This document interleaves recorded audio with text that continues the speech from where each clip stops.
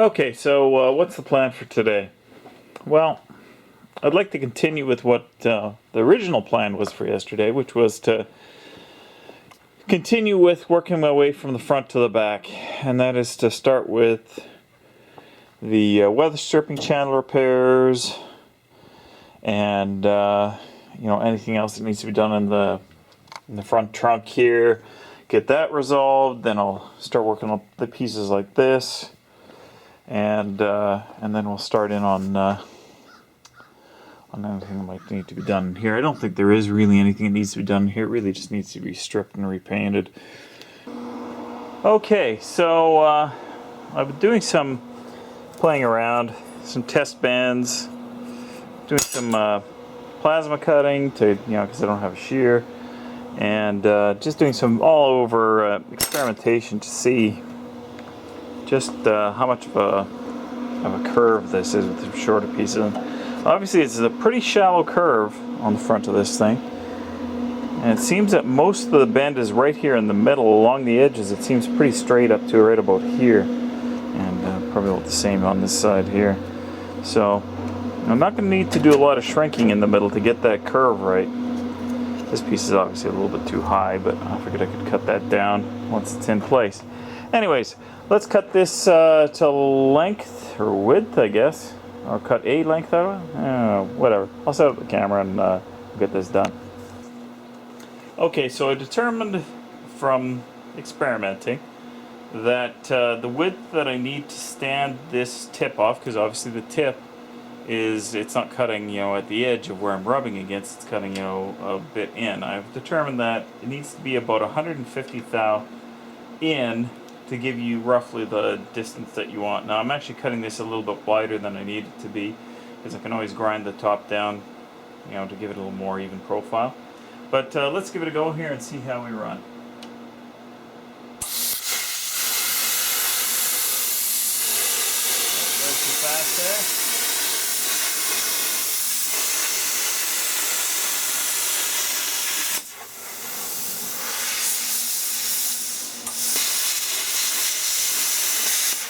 Okay.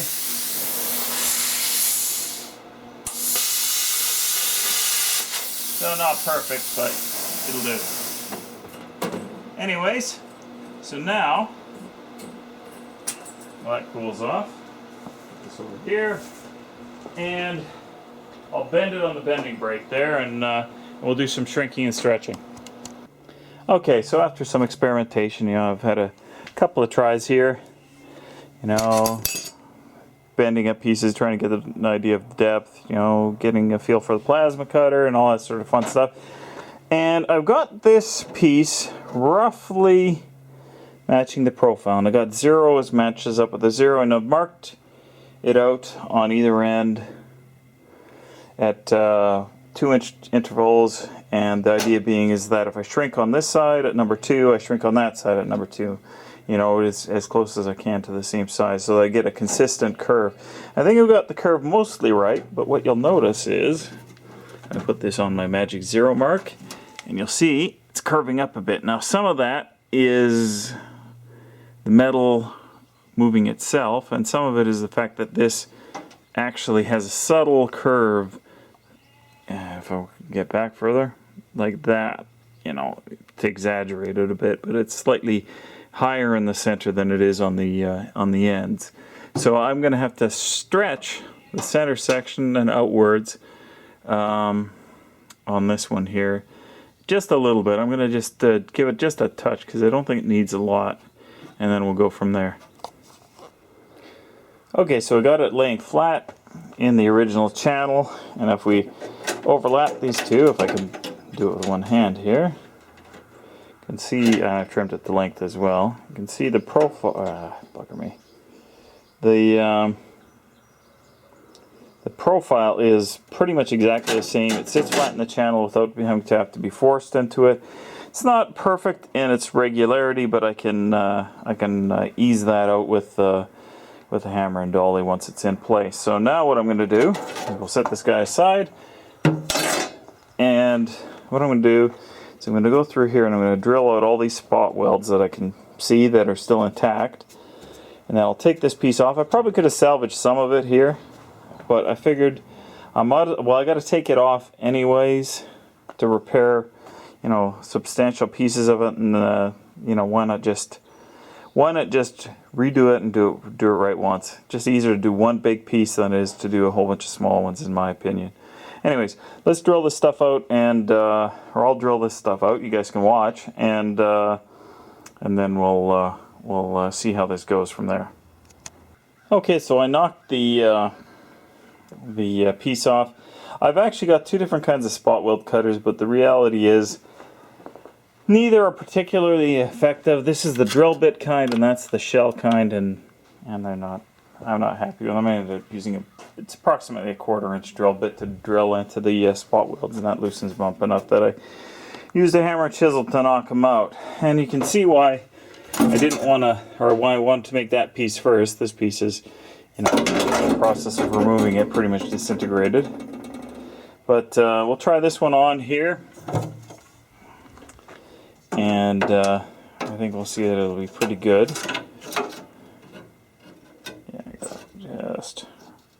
Yeah, it's impossible to hold it and hold the camera, but it should be a good reproduction here of what I need to do. But before I can put that on, obviously I have to rebuild this edge here, and a lot of it is gone, but I'm going to try not to cut it back any further than this bend here, along here, and I'll only do the parts that are damaged. So it'll really end up being a section approximately from here, yeah, pretty much to that corner, and the section from about here to there. I don't know what time it is, but we'll see how far we get. Okay, so I have my two patches ready to go here for this section. I decided to go with a little bit bigger piece here, going pretty much to the center. I'll trim this to fit later. I have a magnet in here to hold it in place, which makes it a little difficult when you're dealing with one hand here, but nevertheless, that's how that one's going to go. I'll have to cut that piece off there, so this will be flat. Same again here. Basically, this actually will be a little bit further over because I want to come at least to that edge, but it shouldn't be a problem. This piece is fairly large. I won't cut this to size, and I'll cut this well back of that line there. Anyways, we'll see if we can't get this done. Okay, so I got that piece cut and fit. I used some Dykem to mark out the spot on here where I knew where to scribe. That's how come I got the Dykem blue on there. And then I used a combination of the snips, my good Weiss snips, and the Ziz wheel, wherever that is, right there. And I got it to the point where it's a pretty good gap. So now I just have to shine this stuff up, clamp that in place because it's not quite where it wants to be. It needs to be a little bit more lower in there. But regardless, and then I'll take this one in. I'm probably going to have to back this whole thing with copper because this metal is unbelievably thin. It's actually thinner in my patch, which is pretty thin, I think. So I'm going to have to be very, very careful with this one. Anyways, let's clean this up and get some welding going. Okay, there we go. I've tacked this guy in. And I don't think I'm going to bother fully welding it. I had a bit of a problem with blow through. The edges are always a pain in the ass, so I'll have to back that with a piece of copper and fill that all in. And grind it back. But there's going to be a piece that goes over top of it, so maybe it's not even worth worrying about because this channel has to come down to here and here and box that in. Like, oh, well, there's nothing left out on that side, but you get the idea, I'm sure. Anyways, so I think what I'm going to do, this is already pretty solid. I'm pretty happy with that. And so what I'm going to do now is, I guess I got to toss up here. I can finish welding this, but that's going to take forever because I got to let it cool down after each tack. I've been spreading them out. I could just split the difference again, but I might cut that piece in and tack it in, and then both pieces are in. Then they just both need to be fully welded tomorrow, and I can take my time with that. I think I like that idea better. Anyways, Okay, so I fitted this piece. Got a pretty good fitment on it. Gotta just clean everything up, and then I'll tack weld this guy in. Okay, so that's all tacked in.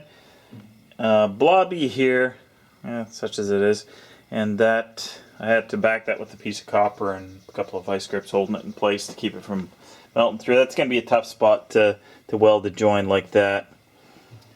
So, not 100%, but I think I'm happy with that. And of course, this I haven't done anything with it yet, but I think I'm going to knock off for tonight, guys. So thanks for watching. We'll just do a quick test fit here, and we'll see that there's a spot for it. Oh, I don't know what to tell you, dudes. Looks good. Later, guys. Thanks for watching.